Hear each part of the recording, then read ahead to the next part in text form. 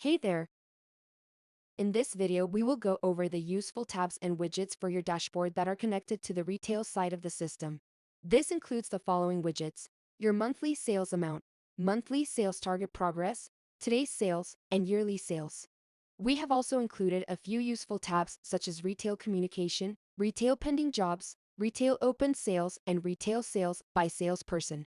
These tabs and widgets can be configured in the dashboard settings. Please check our relevant guide to learn how to enable the tabs. We will go over the use of everything we just added. The My Sales Month to Date widget shows you the total of the sales in the current month where you were a salesperson.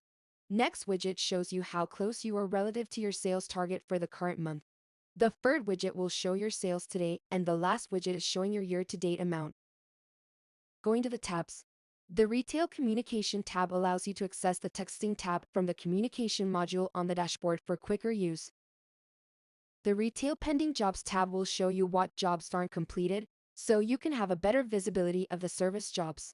The Open Sales tab will show you what retail sales are still pending pickup. The Retail Sales by Salesperson will allow you to look at the monthly sales numbers of all your employees. You will also see the comparison between the target sales amount and the current amount. The month can be changed by using the calendar button in the month field. That's it for the useful set of retail-related tabs and widgets on your dashboard.